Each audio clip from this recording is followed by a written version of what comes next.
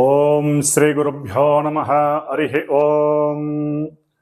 ఓం శరదిందు సమాకారే పరబ్రహ్మస్వరూపిణే వాసరాపీఠ నిలయే సరస్వతీ నమోస్తుతే. శ్రీ మహాసరస్వత్యై నమః.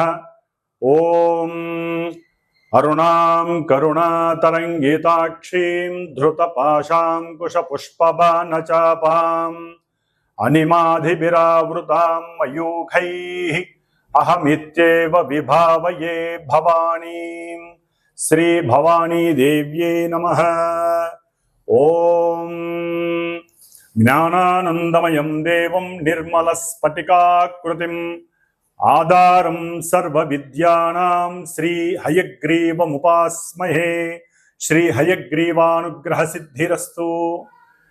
వీక్షించేటటువంటి ప్రేక్షకులందరికీ కూడా ఆ భగవత్ ప్రసాదం కలగాలని, నవగ్రహాల యొక్క అనుకూలతతో అందరూ కూడా నిత్యము సుఖ సంతోషాతులతో విరజిల్లాలని ఆశీర్వదిస్తూ, మరి ఈ ఆగస్టు నెల మొత్తం కూడా శ్రావణ మాసం, అంటే దాదాపుగా ఆగస్టు 24వ తేదీ వరకు కూడా శ్రావణ మాసంతో ప్రతి ఇంట్లో కూడా లక్ష్మీదేవి తాండవమాడుతూ విరాజిల్లుతూ ఉంటుంది.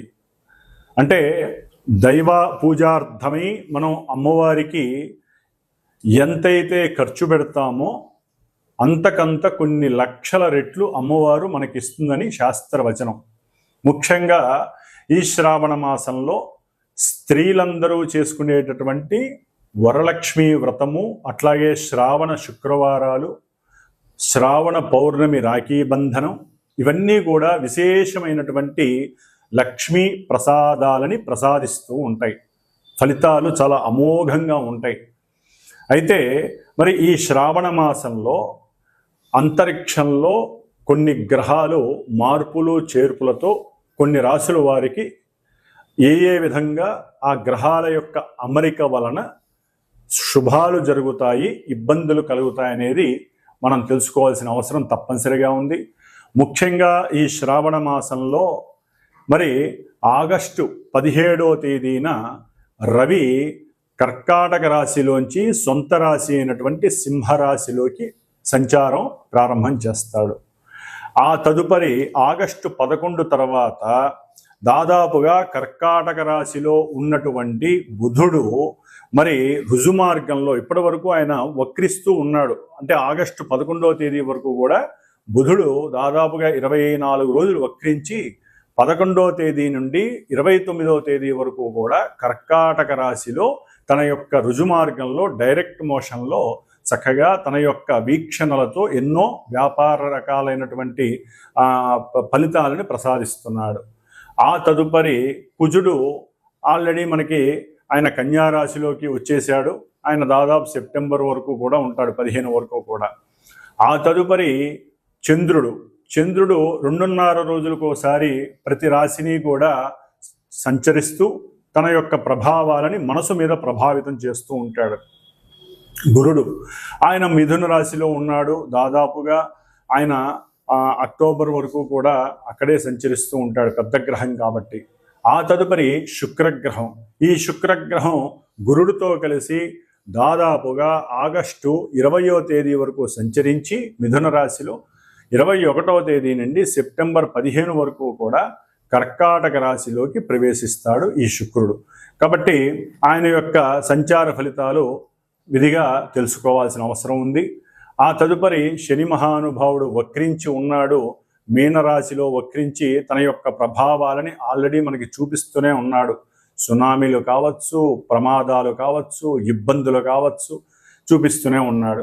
ఆ తదుపరి రాహువు చక్కగా కుంభరాశిలో ఉన్నాడు. కేతువు సింహరాశిలో ఉన్నాడు.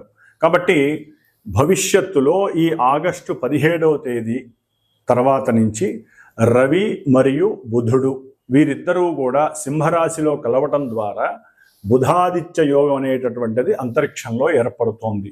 అయితే కేతువు అనేటటువంటి ఒక దుష్టుడు ఈ రవి బుధులకి సంకటంగా మారతాడు. దానివలన ఎన్నో రకాల మార్పులు చేర్పులు ఈ బుధాదిత్య యోగం కలగాల్సిన వాళ్ళకి మారిపోతూ ఉంటాయి.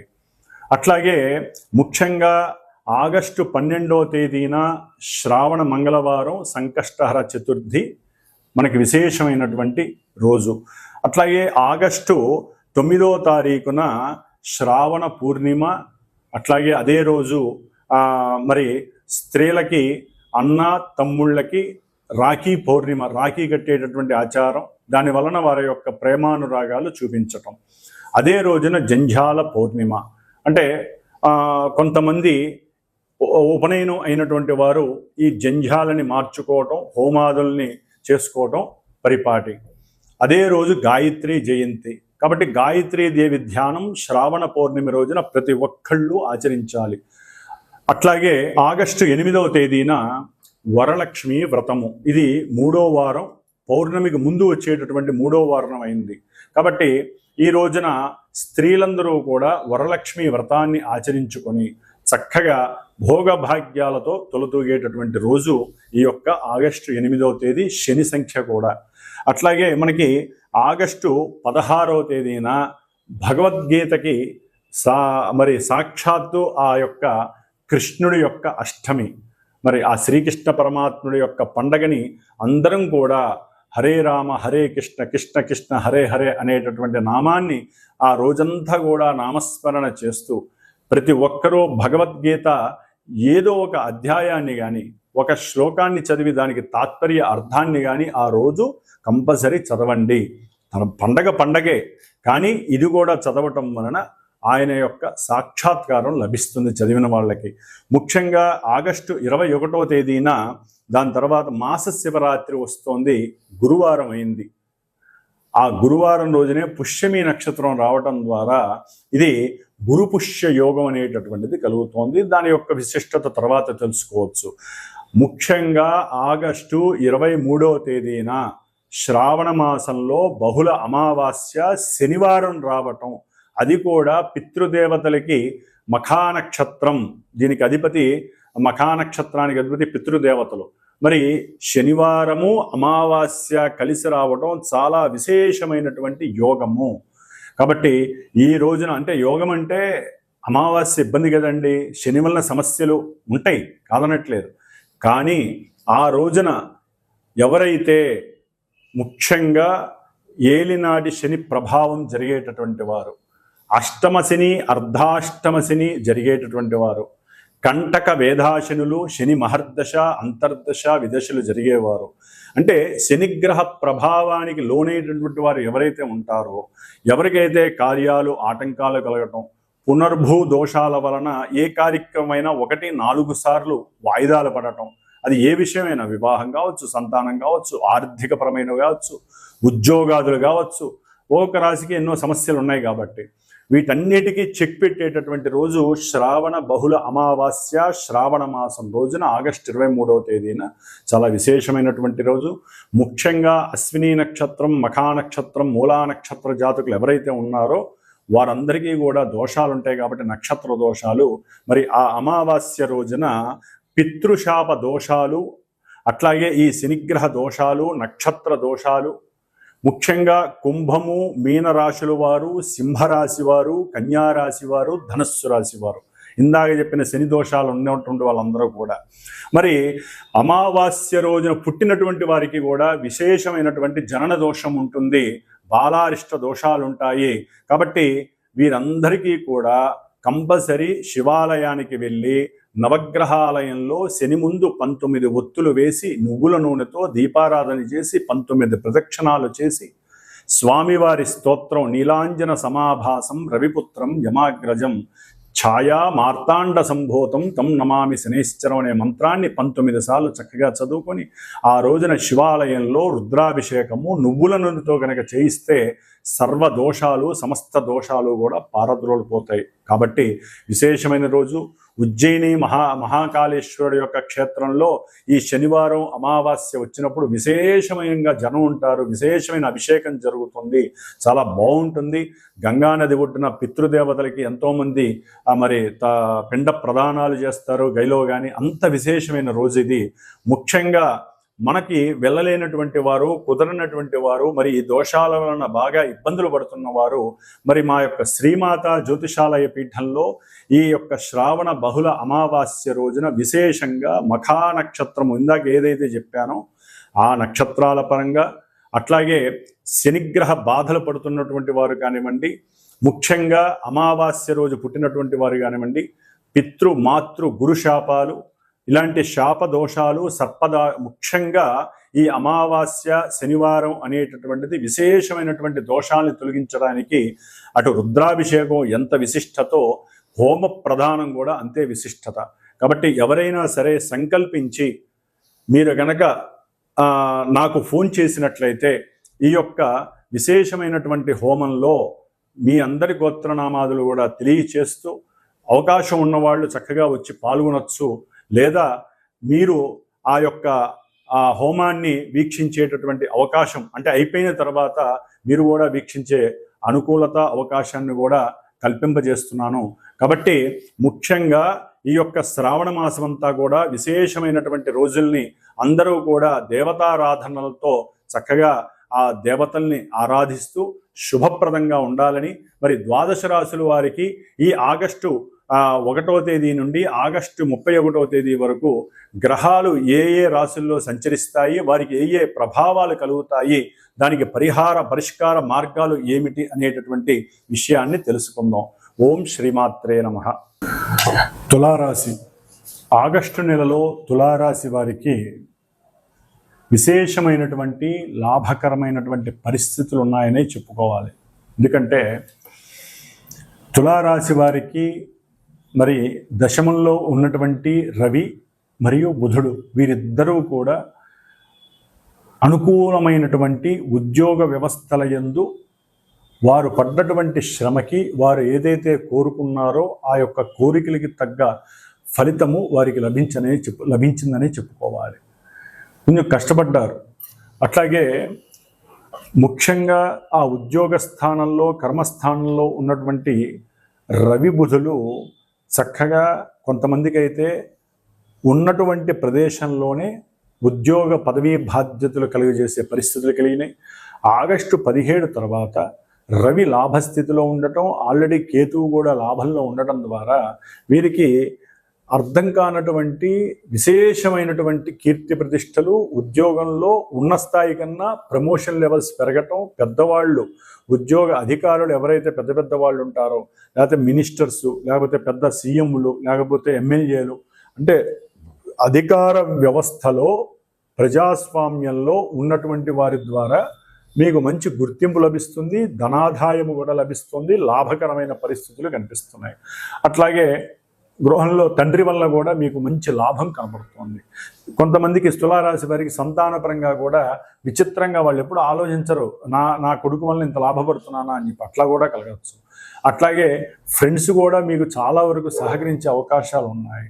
ముఖ్యంగా ఆగస్టు 29 తర్వాత మరి బుధుడు కూడా కలవడం ద్వారా బుధాదిత్య యోగంలో వీరు కూడా పాత్రులవుతారు. తులారాశి వారు అంటే విదేశాలలో ఎవరైతే ఉన్నారో, ఎవరైతే ఇన్ని రోజులు విద్యపరంగా కానివ్వండి, ఏదైనా ఎగ్జామ్స్ రాసినా, ఓరల్గా మాట్లాడినా, ఇంటర్వ్యూస్ పరంగా కానీ కొన్ని ఫెయిల్ అవుతూ వచ్చినా కూడా ఇప్పుడు వారు అభీష్టానికి తగ్గట్టుగా రవి బుధ కేతువుల యొక్క అనుగ్రహం, లాభంలో 3 గ్రహాలు ఉండటం, భాగ్యంలో ఉన్నటువంటి గురుడు, అట్లాగే ఆగస్టు 20 వరకు భాగ్యంలో ఉన్నటువంటి శుక్రుడు వీరికి అన్ని విధాల సుఖాలని, సౌఖ్యాలని, అనుకున్న కార్యసిద్ధిని, భోగాలని, భాగ్యాలని, సంఘంలో కీర్తి ప్రతిష్టల్ని కలుగజేసే అవకాశాలు ఎక్కువగా ఉన్నాయి. శని వక్రించినప్పటికీ ఆరోభావంలో ఉండి కొంత ఆ ఉద్యోగ వ్యవస్థలో అంటే ఎదగటానికి వీళ్ళందరూ ఎంత సహకరిస్తున్నారో శని వక్రించడం ద్వారా కొంత ఆలస్యం అవుతుందే తప్ప ఆయన ఇవ్వాల్సిన ఫలితాలు ఆయన ఇస్తాడు. పంచమంలో ఉన్నటువంటి రాహు వలన తులారాశి వారికి కొంతమందికి గర్భస్థ వ్యవస్థలో కొన్ని మార్పుల వలన ఇబ్బందులు కలిగే అవకాశము, లేకపోతే గర్భ విచ్ఛిన్నము జరిగి వారు బాధపడే అవకాశము, అయ్యో నేను చేసుకున్నటువంటి పుణ్యఫలం నాకు దక్కలేదే అని బాధపడే అవకాశం కలుగుతుంది.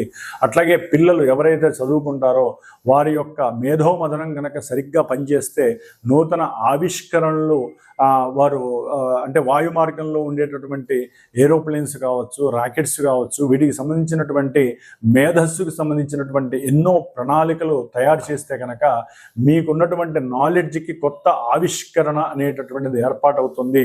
అట్లాగే రైల్వే రంగంలో కానివ్వండి, లేకపోతే టెలికాం రంగంలో కానివ్వండి, లేకపోతే ఈ యొక్క ఫోటోగ్రఫీ, ముఖ్యంగా యూట్యూబ్ ఛానల్స్లో కానివ్వండి, వీటిల్లో ఏదో కొత్త నూతన ఆవిష్కరణలకి ఎవరో ఒకళ్ళు పునాదిరాయి వేసే అవకాశాలు కనిపిస్తున్నాయి విద్యార్థుల్లో.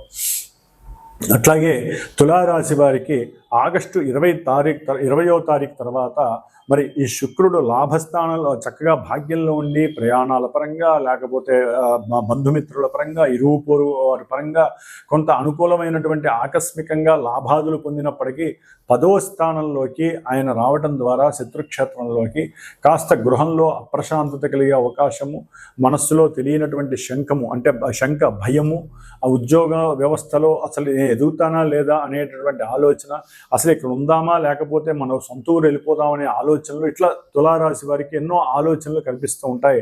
కొంచెం ఓపిక పట్టడం ద్వారా వారు ఉన్న చోటనే అనుకూలమైన పరిస్థితులు కలగడానికి అవకాశం ఉంటాయి. వ్యాపారస్తులకి ఇది క్రయ విక్రయాదుల ద్వారా అఖండమైనటువంటి లాభం కలుగుతోంది. సంతాన ప్రాప్తి కలగడానికి ఇది ఒక విశేషమైనటువంటి లాభంగా మీరు అనుకోవాలి. అట్లాగే ముఖ్యంగా వీరు రవి బుధులు రాహుకేతువుల యొక్క సమ్మేళనం అనేటటువంటిది చాలా ఎక్స్టెండ్ ఆఫ్ ప్రాఫిట్స్, అంటే లాభాలు ఎవరైతే షేర్స్ పెట్టారో ఆ షేర్స్ కానీ కంపెనీస్ కానివ్వండి, చాలా విశేషమైనటువంటి లాభాలు పొదుపు రూపంలో మీకు వచ్చే అవకాశాలు చాలా మెండుగా కనిపిస్తున్నాయని చెప్పుకోవాలి. ముఖ్యంగా మరి ఈ యొక్క గురుడు యొక్క శక్తి ఆగస్టు 20 తర్వాత మీకు విజయ పరంపరమైనటువంటి ఉద్యోగ వ్యవస్థలో ఒక విదేశాల్లో ఉన్నటువంటి వారికి చక్కటి లాభాన్ని కలుగజేస్తుంది. చదువుకున్న వాళ్ళు విదేశాలకు వెళ్ళటానికి, అంటే అది ఎక్కడికైనా కానివ్వండి పరిస్థితులను బట్టి, వారికి కూడా అనుకూలమైన పరిస్థితులు గురుడు యొక్క దృష్టి సొంత నక్షత్రంలో ఉండి పట్టడం ద్వారా చక్కటి గుర్తింపు లభిస్తోంది. సదాచారాలు, సాంప్రదాయాల పట్ల, గురువుల పట్ల దైవభక్తి, నాజాతి ఇలాంటివన్నీ కూడా వాళ్ళలో ప్రోద్బలం అవుతూ ఉంటాయి. అనుకున్న విషయాలు సాధిస్తారు. గవర్నమెంటు వ్యవస్థలతో కలిసి పనిచేసి గుర్తింపుని తమకు తమే కష్టపడి తెచ్చుకుంటారు. అయితే ఇక్కడ ఒక విషయం ఏంటంటే, కుజుడు 12వ స్థానంలో ఉండడం ద్వారా మాట వలన ధనం నష్టపోతారు. మాట వలన మీ అంతర్గతంగా లోపల ఉన్నటువంటి కొన్ని ఆలోచనలు షేరింగ్ చేయడం ద్వారా బంధుమిత్రాదులతో కానీ, ఉద్యోగస్తులు మీ సహచర్య ఉద్యోగస్తులతో కానీ మీ మాటను బయట పెడితే కనుక వారు దాన్ని డైవర్ట్ చేసి మీకు రావాల్సినటువంటి ఉద్యోగ ధనపరమైనటువంటి అవకాశాలు వారు చేజిక్కించుకునే అవకాశం, ఒక్కొక్కసారి భార్యాభర్తల మధ్య కూడా లేనిపోని మాట వలన అవి తెగదింపులు చేసుకునే పరిస్థితికి, కోర్టు సమస్యల దాకా వచ్చే అవకాశం ఉంటుంది. వ్యాపార పెట్టుబడుల్లో కూడా కొన్ని మార్పులు చేర్పులు, లేకపోతే ఇరువురి మధ్య సామరస్యం లోపించి ఆ యొక్క ధన నష్టం కలగడానికి కుజుడు ఎక్కువగా ప్రోద్బలం చూపిస్తున్నాడు. కాబట్టి కాస్త కుజగ్రహానికి జపశాంతి చేసుకోవటం, కుజగ్రహానికి దానంగా కాస్త కందివుపులు దానం ఇవ్వటం, లేకపోతే కందులు జల్లితే అవి మొక్కలైతే అవి ఒక మంగళవారం పూట చక్కగా గోవుకి తినిపించడం ద్వారా వీరికి అనుకూలమైనటువంటి కుజగ్రహం ప్రతికూలమైనటువంటి ఫలితాలు తగ్గుతాయి. మిగతా గ్రహాలు ఇచ్చేటటువంటి శుభ ఫలితాలు కలుగుతాయి. ఓం శుక్రగ్రహ దేవతానుగ్రహ ప్రసాద సిద్ధిరస్తు.